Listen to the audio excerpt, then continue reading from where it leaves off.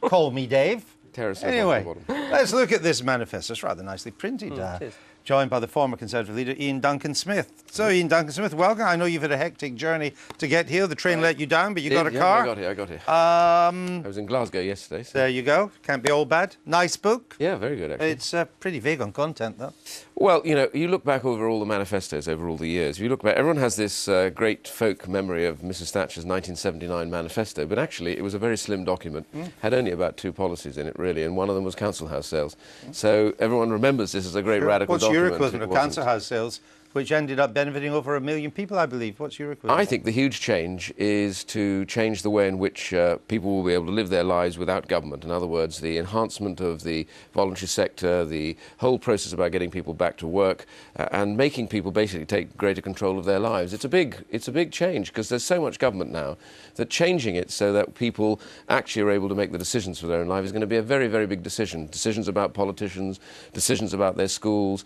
It's quite a revolution. I know it doesn't sound like that because there's no actual figure attached to it, but honestly there is a big change. When you go to Glasgow, like I was yesterday at Easter House, what you see is just a range of people who are locked into a government embrace, who have no work, no aspiration, no hope, and just wait for the next gyro check to arrive so they can carry on their lives. It's breaking that culture, which is really what's But in they the don't message. want less government. They want better government. Exactly. They want more effective government. And they don't want to be the government themselves. I mean, if you're working a long job, you're up at 6 in the morning, you don't get home till 7 at night, last thing you want to have to go and do is then go and run your own school or your own hospital. That's what we elect people like you. Yeah, I don't think this is suggesting they're going to run that. What they're saying is, however, you will have greater control over how your schools are run if you are in disagreement about it. What, for example, happens when politicians do the wrong thing?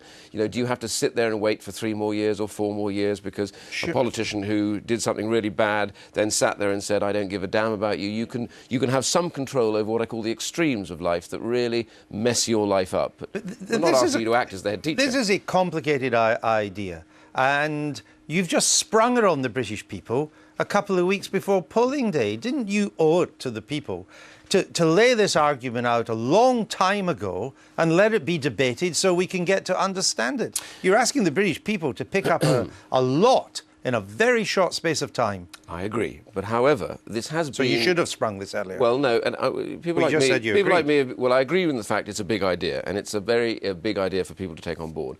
But the point about this is what David Cameron was doing was pulling together all the areas of policy. A lot of the work, for example, that I've done on social renewal, on change, has all been about giving people greater strength, power and control over their own lives, the schooling side of it. And what he's done is he's put together a vision. And he said, this is essentially what this is all about. When you collect together, this is about giving you the greater control rather than the government. So, yes, it's a big vision, and I agree with you. It's difficult absolutely to grasp, but it does at least give them that vision thing that says, we know where the Conservatives will be and we know where Labour will be. And while you're talking about this new vision, which puzzles many people, including a lot of the core Conservative vote, can we just establish that if you're a core Conservative voter who believes in grammar schools, you should vote UKIP? Well, no, I think actually you should vote for the Conservatives. You don't believe in grammar schools? Well, the Conservatives believe, however, in local schools that will be allowed to set their own priorities. But you don't believe in grammar schools? And they will achieve the sort of things that grammar schools... You don't believe in selection by ability? You don't. Well, you're not going to create any more. We do. In areas where there are grammar schools, you can create more grammar schools. That's not the case.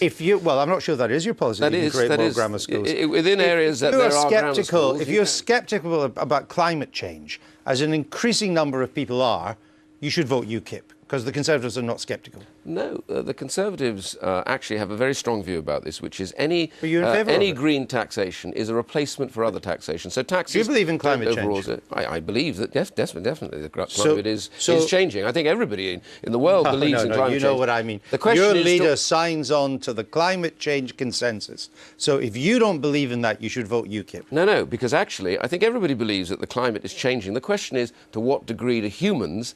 have they played a part in that, and how can we change that? Your leader is convinced that humans have played a part in that. They have, but the question is, how can you therefore change that, and does it have a major impact on the future? And if you're really Eurosceptic, like you are, you'd probably be better voting UKIP as well, wouldn't you? Because they're the real Eurosceptics. OK, so here's the real argument. UKIP aren't going to get anywhere in this election because they are essentially a minority party that has a rag bag of ideas. The truth is, if you want change, if you want less... your core vote agrees with. Well, if you want less European control, if you want to reform that process, if you want to have power in Britain, not power in Brussels, there is only one party you can vote for. That is the Conservative Party. And that's the key. It may, you know, may not be UKIP getting out of Europe, but it's certainly downside better than Labour. I thought you were going to say that. Dr. Smith, thank you. You lived up to expectations there. Now, in the effort to publicly serve you, as we always try and do, we've sent Giles out to pester the whole nation. I'm not sure that's serving them. He's doing pretty well. He's trying to get you guys to tell us what you really think about it all, that being the election, I presume. Today, he's in Keswick at a sleigh today. Well, Giles there in Cumbria. Ian Duncan Smith, I mean, some of the points that were brought up, you know, different variety of voters there. But one of the important points is this idea of a hung parliament that keeps coming back. And now the polls are indicating that people actually would like a hung parliament, the reason being perhaps just lack of belief and trust in mainstream politics. Well, I think, first of all, people talk about a hung parliament now because they're completely fed up with me and my colleagues, politicians generally. I mean, our stock has never been lower, I think, and quite legitimately so. It's worrying, isn't it, for the Conservatives? Well, it's worrying for every party, to be honest with you. So people only talk about a hung parliament because they're annoyed. But when you start to examine what a hung parliament's all about, what you begin to realise is that it's about massive levels of indecision, and at the end of it all, it's going to be about the smallest party dominating what makes policy over the next 2, 3 or 4 years. So have you got time to explain that? Well, not really. We say if you want change, you have to vote for the Conservatives. It's as simple as that. Okay. Quite a simple message, really. Now, believe it or not, there have been a whopping 27 polls since Gordon Brown announced the date of the election. Let's take our regular look at the numbers. Thanks, Joey. Ian Duncan, let me put a controversial point of view. It's increasingly becoming my own. The polls are all over the place. They're telling us nothing. They're up and down. We should just ignore these polls and get on with the election campaign. Well, I'm much of that same view, which is, by and large, we can debate the polls, but there's only one poll that matters at the end, and we just have to focus on making sure that we win all the winnable seats, which are the marginals. And actually, it was interesting what Andrew said, that I rather agreed with him. I think my sense going round marginal seats is that the Conservatives are doing well, really well, within line of what they were hoping to do, I think. So whether it's a uniform swing or not, but certainly I'm pretty certain we're heading for a Conservative government. I believe it's along Andrews. I'm not sure what that will be, but I'm certain it's a Conservative overall majority. Enough for a parliament? Yeah.